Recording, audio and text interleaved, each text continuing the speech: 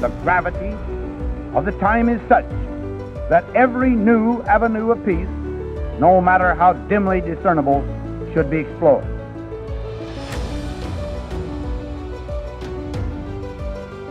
Never before in history has so much hope for so many people been gathered together in a single organization.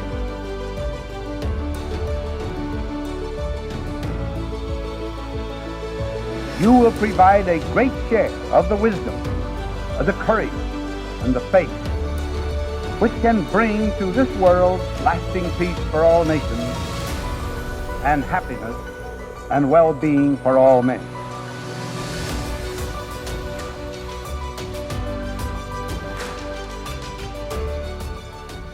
This is the Titans of Nuclear podcast. Today we have a very special episode with Mike Rencheck, the president and CEO of Bruce Power. Mike, how are you doing today? Oh, great, Adam. It's good to be here, and thanks for having me on the show today. Welcome to the show. We're glad to have you. I guess just to get started off, can you give our listeners some background about yourself and kind of how you came to the nuclear industry? Yeah, through a summer job in 1982. It seems like a long time ago now. It sounds like a long time ago, but it seems like yesterday, I should say. Time flies. Yeah, it really does. You know, I started off as a summer intern at Beaver Valley Power Station when it was still under construction. So Shipping Port was in its last year of operation. Beaver Valley Unit 1 was operating and Beaver Valley Unit 2 was under construction. And through that summer job, I had the opportunity to really get a view on what nuclear power looked like, and some family events. And really in Pittsburgh in 1982, all the steel mills pretty much went out of business. So I ended up coming back home and going to work for Duquesne Light Company at the time at Beaver Valley. And what were you doing at Beaver Valley specifically? So when I first joined, I was in the on-site construction group as a summer student, and I went into the design engineering organization. But I did a lot of different jobs there over the years. One of my most interesting one was the startup of Beaver Valley Unit 2, and I played a key role in that really young in my career. It was a lot of fun doing that, and I really caught the bug after that on starting up plants, building plants, and fixing plants. So it was quite the learning experience, and I really used that throughout my career. Yeah, sounds like you have quite a depth of experience within the energy and more specifically the nuclear industry at this point. Have there been any, I guess, outstanding projects for you that you really are proud of? Yeah, I would go back to 1987 when we put Beaver Valley Unit 2 online, which was really exciting. At that point, Duquesne Light was a small company, and Beaver Valley 2 had to get online really by January of 1988, or the company would have went into bankruptcy just due to the construction program. But we did it, and we got online by November timeframe, and everything worked out well. You learn so much when you go out and do things like that. But I tell you, it's one of those things that I've carried that forward. I've done a lot of great things with a lot of great people in the industry, restarting plants. And then here at Bruce Power, you know, we're renewing the life of the plants all the way out to 2064.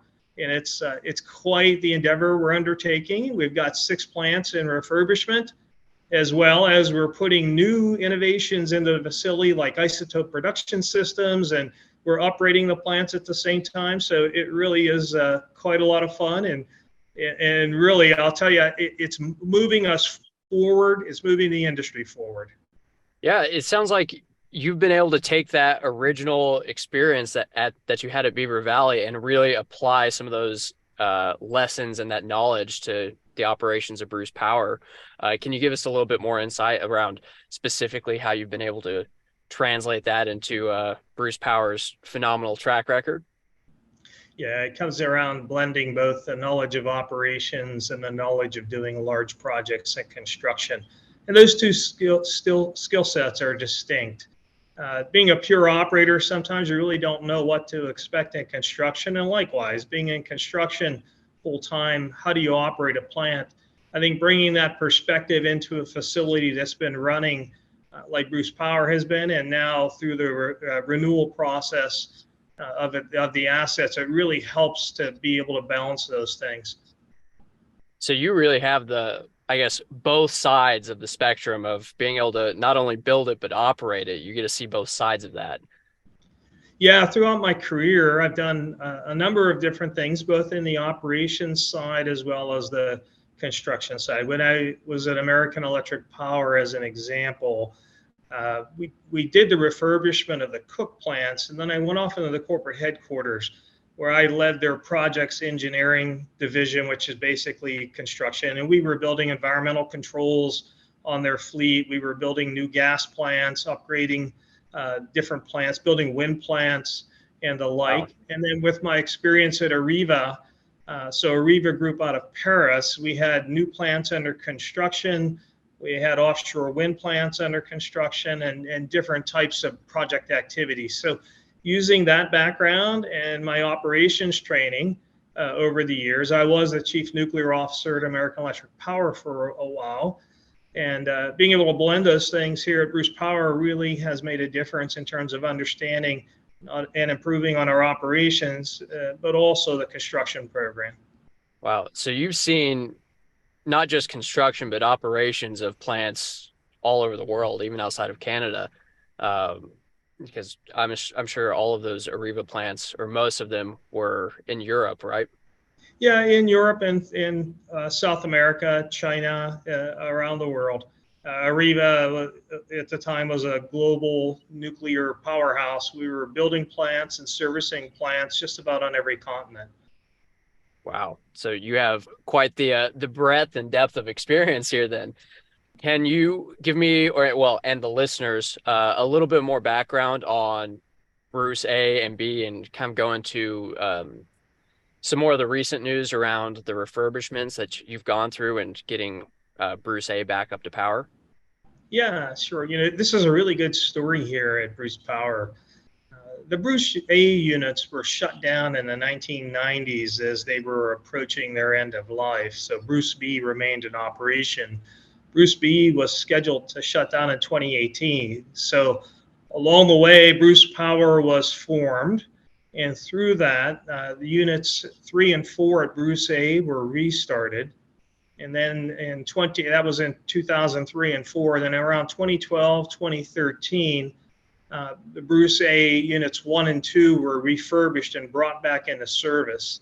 That's quite unique because when the Bruce A units were fully returned to service, it enabled the phase out of coal here in Ontario.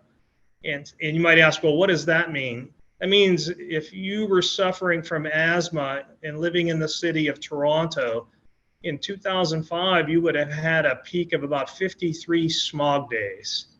So when Bruce Power brought its units back into service in 2013 and coal was phased out, today we have 0 smog days. That's amazing. So it cleared the air, as they say, about nuclear energy and what it can do here in Ontario. And since that time, in 2016, now we have what we call our life extension program agreed to by the province that will allow us to refurbish then units 3 through 8 so they can operate all the way out to 2064 and beyond. And with that, secure clean energy for long-term here in Ontario. Oh, absolutely. You love to see those long-term operational permits.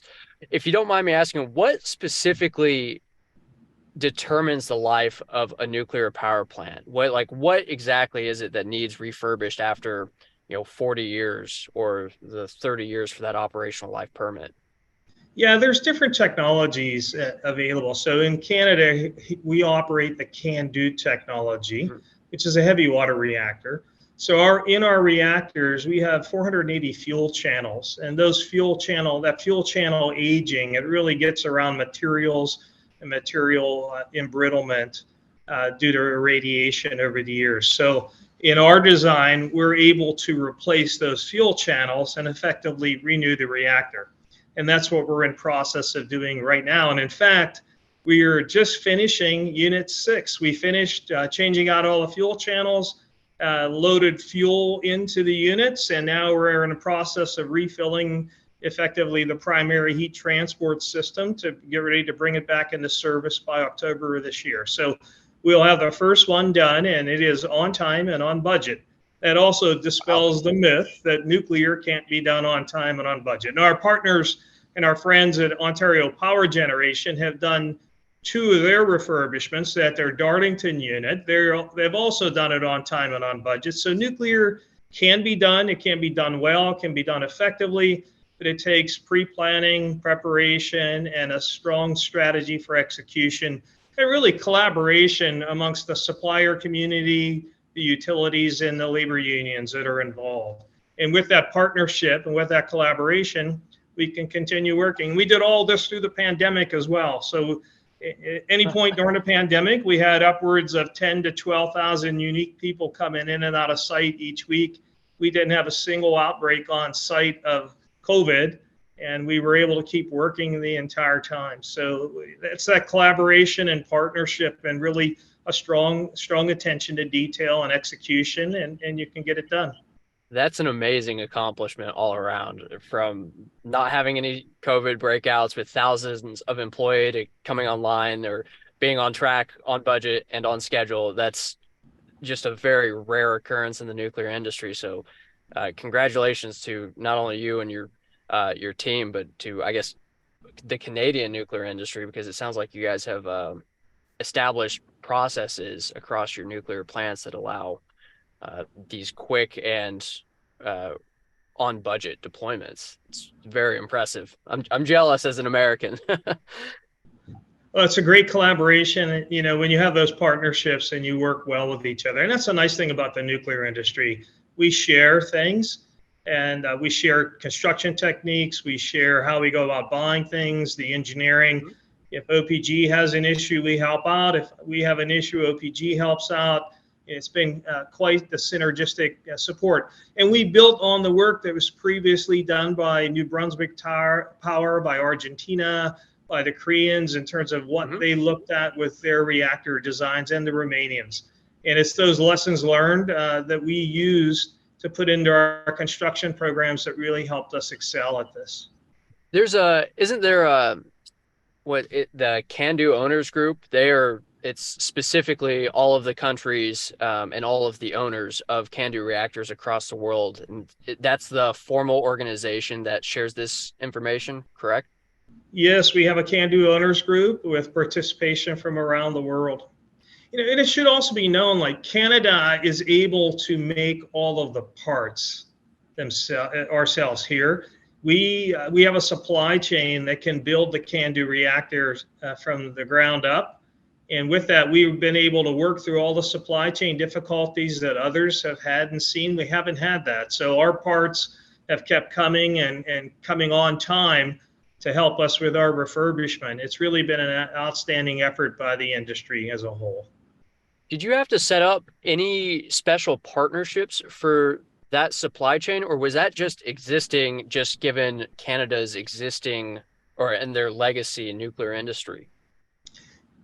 At the time when we were starting, we put a lot of thinking into how to help the supply chain get ready for our refurbishments here. So we're refurbishing 6 reactors, and Ontario Power Generation is refurbishing 4 reactors, and we're both doing them in the same time frame. So years ago, when Jeff Lyash was the CEO at Ontario Power Generation, Jeff and I put together a strategy of working with the suppliers and issuing long-term contracts for the parts. So for example, we gave BWXT a 10-year contract to build 32 steam generators, like 38 heat exchangers. And with that scale, BWXT was able to reinvest in their factory and modernize their factories for production. So as a consequence, we've been able to move forward and make parts through the pandemic, but in an orderly way and in a good way, such that new people could be hired, trained, the factories could be modernized, and now we're set up for production over the next decade. But we did that throughout the supply chain for all those critical components needed to rebuild rebuilt our CANDU reactors, and it's worked out quite well. And we still have a ways to go. We'll be finishing our first one with 7 more to go, and OPG has 2 done with 2 more to go. So far, so good. So it sounds like you have not only the construction and the operational knowledge to run all of these reactors, but you have the supply chain to make sure it gets built on time and on budget. Have you looked at expanding Bruce Power beyond the 8 reactors that you currently have? That's a great question. Here in Ontario, the Independent Electric System Operator has issued a document called the Pathways to Decarbonization. And in that, it says we will need something like 66,000 megawatts of clean energy by 2050 to decarbonize fully, and also to be able to handle all the growth that'll come from electric vehicles and other industrial processes electrifying. In that document, it's looks at different technologies, and it looks at planning roughly around 18,000 megawatts of new nuclear capacity here in the province. So with that, one of the things that we look at Bruce Power of how do you get started with that, it starts around the permitting process, just being able to build the assets on land. So with that, we've looked earnestly over the last year of how we would approach permitting and what that would look like, who would need to participate, would different groups like to participate.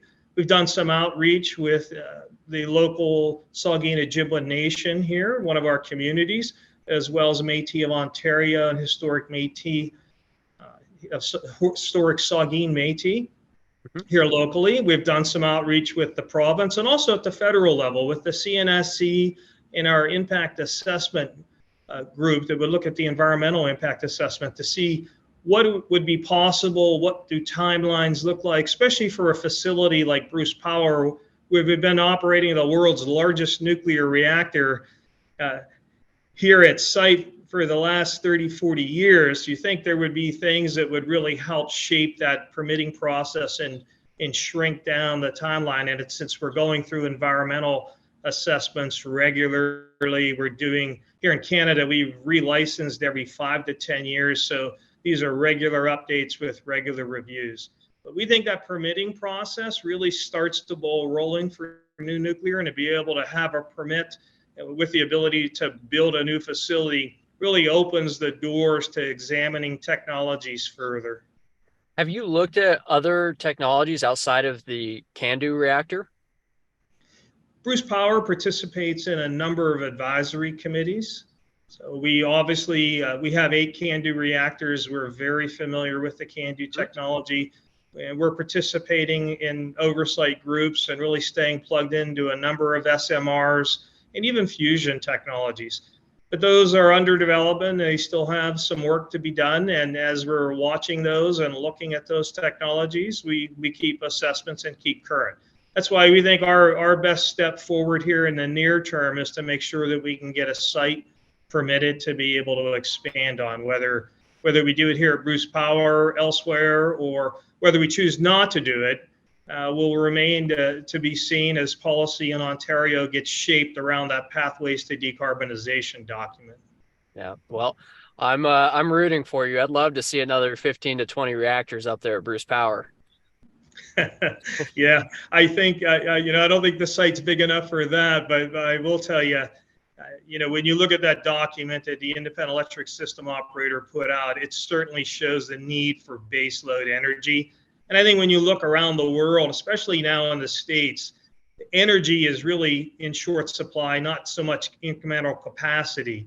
And it's that baseload energy really provides electric systems with their reliability and resiliency.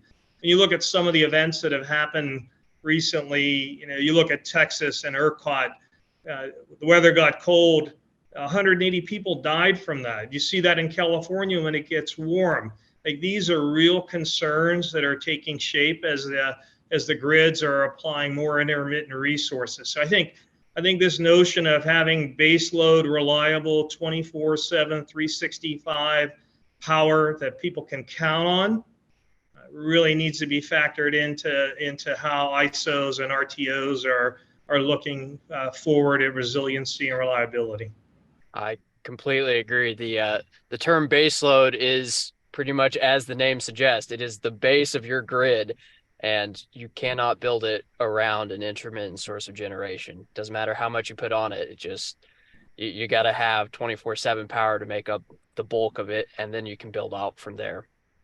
Yeah, and we need to be able to accommodate the intermittency. Like here at Bruce Power, we have a dynamic response.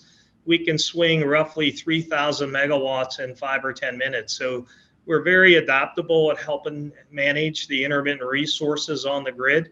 And at the same time, when we need to, we run baseload flat out, right? So that enables the reliability and resiliency to be added into the grid. And I think when you talk about technology, it's a lot of these newer technologies that people are looking at now to be able to fit into the grid of the future.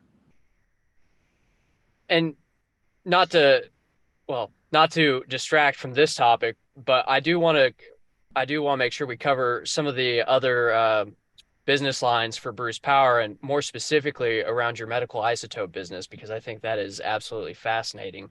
Can you talk about the isotope production systems that you have at Bruce Power? Yeah, sure. Let me tell you a little bit about Bruce Power as we get started. So Bruce Power supplies 30% of the energy for Ontario at about 30% less than the average cost. So we're a low cost producer here in Ontario. We also make life-saving medical isotopes. One of the isotopes we make is cobalt-60. We make enough cobalt-60 to sterilize about 40% of the once-used medical devices around the world. And so what does that mean? That means if you go to the doctor's or the dentist's office anywhere in the world and they take something out of a plastic bag that says sterile, there's a 40% chance it was sterilized by an isotope that we make here at Bruce Power. We also make a high specific activity cobalt-60, which is used to treat brain tumors and breast cancers. And then last year, we installed a very innovative system. It's called an isotope production system. Big fancy name, right? But what it is we can make isotopes now in the power reactor running on time, or running online on time all the time. And what I mean by that is the first isotope we chose to make is lutetium-177, which is a prostate cancer treatment. And it's also being used for advanced cancer research in a therapeutic procedure called theranostics, where Dr. Rebecca Wong is advancing a cancer treatment where she can do diagnosis and treatment at the same time using lutetium-177, and the results are really phenomenal. When she shows you pictures of a body full of cancer, and then she shows you pictures with the cancer pretty much being remediated, it just sends chills up your spine. But what this system does is it makes isotopes all the time. So we can put targets in, and then every week or so produce a batch of isotopes that can be turned into medicine. It's at a whole nother scale now. And that's the vision of making medical isotopes with power reactors. If we can make it in our reactor, we can make it at a scale now, which makes it available for many. And the bottleneck now no longer becomes the production of the isotope, where it has historically been with cancer treatments. It's really on the next stage now. How can you make the medicines faster? So we have been able to change that perspective for cancer treatments. I was talking to one doctor recently. He goes, what do you mean by that? And when I told him, I said, well, it's kind of like comparing a bucket of water to Lake Huron. And he goes, oh, I get what you mean now. There's no more waiting. I said, yeah, there's no more waiting. If we can make it now, cancer patients can get the medicines as long as the medicine production facilities are there. They don't have to wait for their treatments anymore. That's amazing. So here we have a power supply that is completely carbon free and quite literally cures cancer. It's just amazing that this is not more widespread as of right now. So our next isotope will be a liver cancer treatment, and then we're looking for the next 6 to 9 isotopes to make after that. So we're beginning the expansion on our plant. So we have a 1 isotope system on 1 reactor. We can put an isotope production system on all 8 reactors, and then we can also put multiple systems on a reactor. So the scalability is there, the reliability and redundancy is there because you can put it on multiple reactors that are always running, and then you get the volume out of it. So it really solves a lot of the issues that have been involved with isotope production historically, as they were coming from research reactors that run intermittently, or cyclotrons that also would be running intermittently in much smaller batches. Do you have to change how you run the reactors to produce these isotopes, or is it like a completely like plug and play type of solution where you don't have to change your business? This is just a completely new business line for you guys. Yeah, no, you don't have to change at all how you're running the reactor. That's what we look at when we look at the isotopes, the cross section, to look at neutron absorption. So yeah, no issues on the reactor front. It runs as normal. It really doesn't even know that the isotope is inside being made, and then we bring it out while we're online. So really no operational changes whatsoever to the operation of the reactor for power. That's so cool. You mentioned that you have, I believe that you said 6 to 9 other isotopes that you're looking at making. What can you give us a hint as to what those might be, or is that to be determined? So I don't think our partners in this is a group called Isogen, which is basically Framatome and Kinetrix. Mm-hmm. I don't think they would like me sharing that information. That's fair. On a podcast, but it's exciting times for us. Or like I said, we're working on the expansion, and we're working on the next treatment. So we do have the liver cancer treatment announced, and we'll be working on others here shortly. Can you go a little bit more into the liver cancer treatment? I think I read something where it was like microscopic glass balls that are irradiated. Can you talk about that a little bit more? Yeah, no, it's yttrium-90. So it's just another material we put in and add neutrons into it. So we make the isotope, and then Boston Scientific, who's the company we have the memorandum of understanding with, they take that isotope and then they turn it into a liver cancer treatment after that. So for us, it's just making the isotope.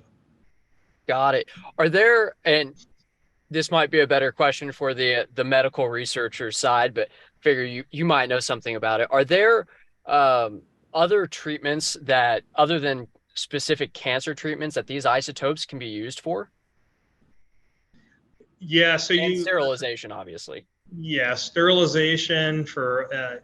You can also look at how to eliminate viruses through mosquitoes by neutering the mosquitoes with radiation. You can use it for treatment for crops, again, for killing microbes and things like that.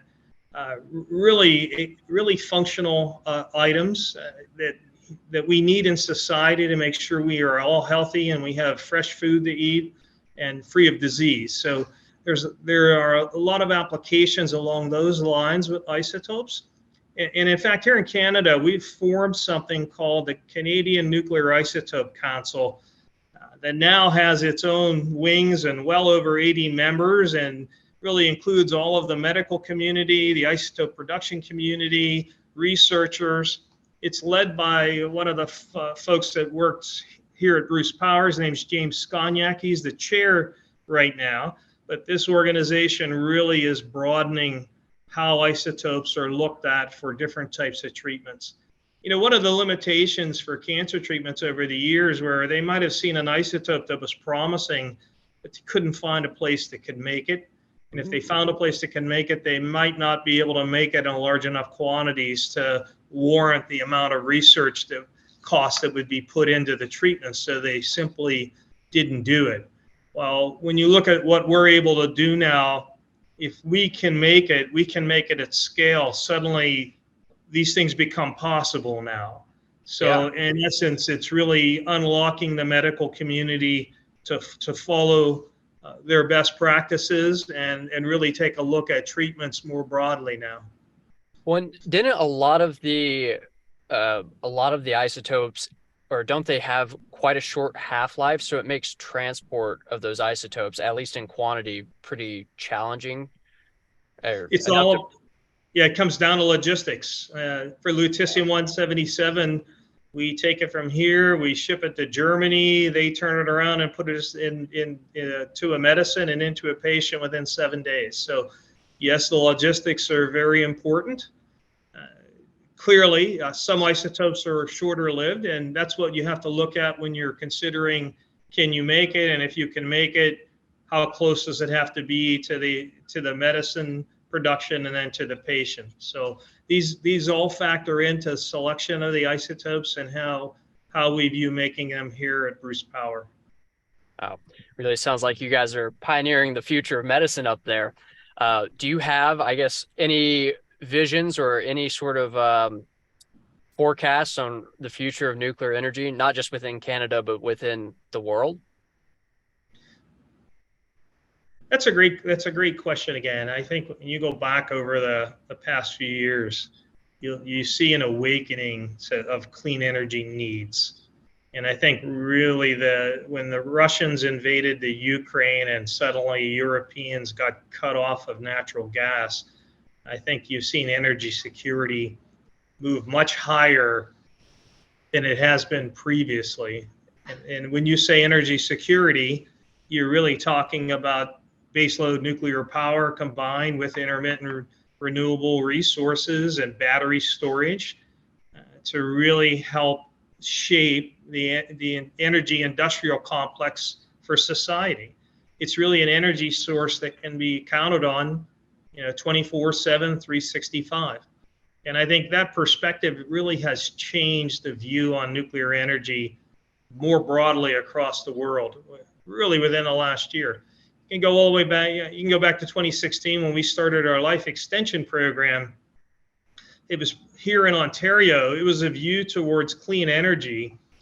Many people don't know this, but Ontario has a deeply decarbonized electric grid. We do it with 60% nuclear, about 25% hydro, about 8% wind, a fractional percentage of solar. That's all backed up by natural gas, and we have some biomass. So we're about 93% emissions free. Most places around the world believe that deep decarbonization is below 50 grams equivalent of CO2 per kilowatt hour. Here in Ontario, we're about 35 grams. When you think about that, I can compare it to some, like Germany's around 300 to 400 grams of CO2. Oh, wow. California's about 150 grams of CO2 per kilowatt hour. So they tend to want to, be the groups or areas that are talked about for clean energy. But in reality, it's the Nordic countries, Ontario, Quebec. We have amongst the cleanest grids in the world. And here in Ontario, we do it predominantly with nuclear. And you'll see a similar footprint in France and in Nordic countries when it comes to nuclear energy and clean energy. And here in Ontario, like our average electric price for a deeply decarbonized electric grid is about 13.5 cents. And you look at California, it's about 30 cents. Germany's 30 cents on any given day, maybe more. And they've got billions and billions and billions of dollars yet to invest to get to the point where Ontario is from a decarbonization perspective. So doing it affordably, when you say the word affordably, you're going to put nuclear into that discussion and into that equation. When Germany is certainly not helping themselves on this front by shutting down 3 of their power plants. So even from a price perspective, they're just moving backwards at this point. Yeah, they put a new coal plant online in 2020, really, to help buffer their needs for electricity. So when you look at climate change, you got to question the policy there. Is it heading in the right direction? Are they doing the right things? But every country will make their own decisions, and there may be a plan there for the long term that just not obvious to folks. But in essence, every region of the world will likely have to approach it from their own way with their own resources. This is where carbon capture sequestration may come into play. You might see heavy renewables, lots of storage, hydro being accommodated, and nuclear. I think when you go around the world like that and you look at different regions, it's not a one size fits all solution to a very difficult and multifaceted issue.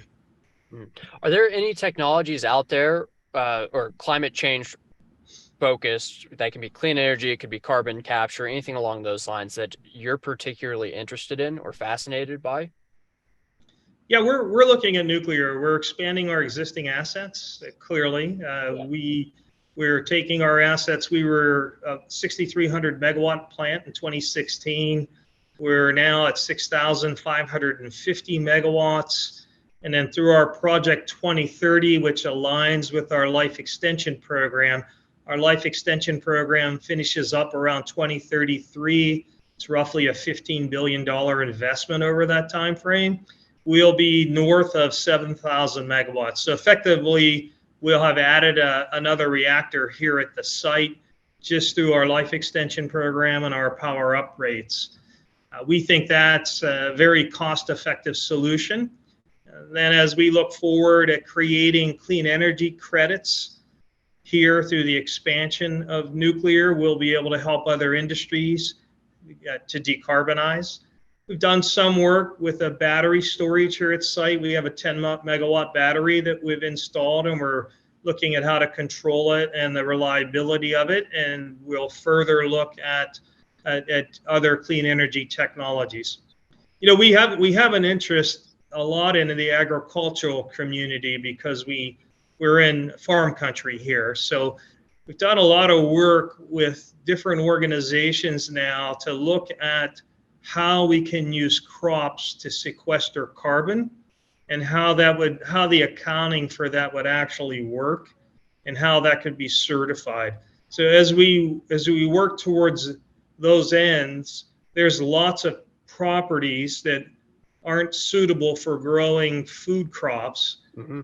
But if we could use it for other things like CO2 capture, it might also open up a source of revenue for farmers and also help rural communities be able to engage in some of the economic prosperity that the cities now enjoy. So we're working heavily on that, and we see that having a good potential into the future.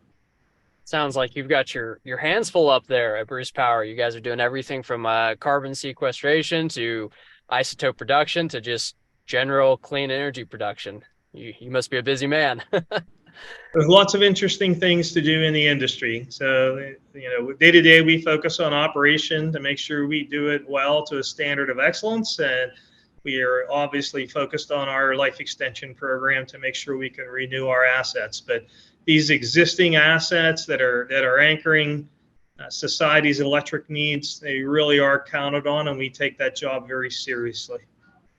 Do you have any messages that you would like to share with our listeners on nuclear energy? Yeah, I think innovation in the future really is in your hands.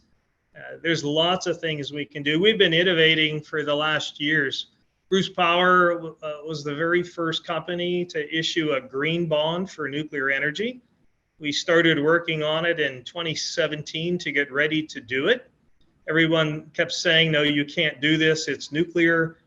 But by innovating and really working with investors and rating agencies, we've been able to issue the first green bond. I think we did it in 2021 now. That was for $500 million. And then just this year, we issued a second green bond for $600 million that are funding our life extension programs. So others now have done it. OPG has done one. I think EDF has done one. And I know there are some companies in the U.S. now looking at green bonding. We've been able to apply artificial intelligence in our plants. Roughly 30% of our work orders now are being pre-planned by artificial intelligence. We put a containment filtered vending system on, which is way modern technology compared to the old filters. And it really reduces any potential emission during an event nearly to the site boundary. And we're working on another application to get the iodine. If we get that, it'll limit it to the site boundary. So there's really no more issue with off-site releases if you have a severe event. And this modern technology isn't like the old filter vents, much different, much more compact, really advanced. It's also a Framatome technology. Really, when you look at the industry, with today's computing power and the engineering resources that we have available, the innovation that can go into these plants to automate, to use more technology to overcome problems that were faced in the 1960s and 1970s when many of these plants were originally designed, like adaptive manufacturing and on and on and on. It really paints a good future for nuclear energy in terms of being safer, more reliable, easier to manufacture, and easier to build. And I think that's the focus now. This next generation, we have to show that we cannot just come up with the technology, but we can actually build it. And I think those who can build the newer technologies on time and on budget from day one, they're going to have an order book that's going to more than overwhelm their companies. So, and I look forward to that day.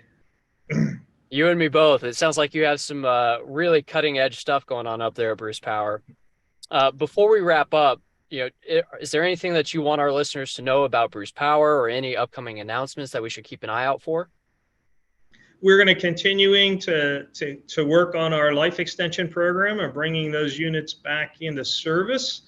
We're looking really at an expansion of our isotope production systems, and we'll keep working with both provincial and federal regulators to look at how we might go about permitting the site.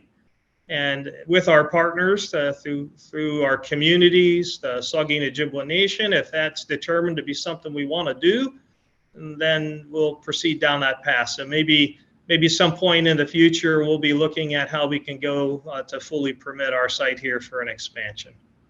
Beyond the power uprates.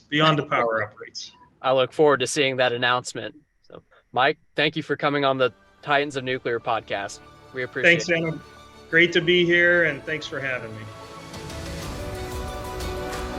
And initiate at least a new approach to the many difficult problems that must be solved in both private and public conversation if the world is to shake off the inertia imposed by fear and is to make positive progress toward peace.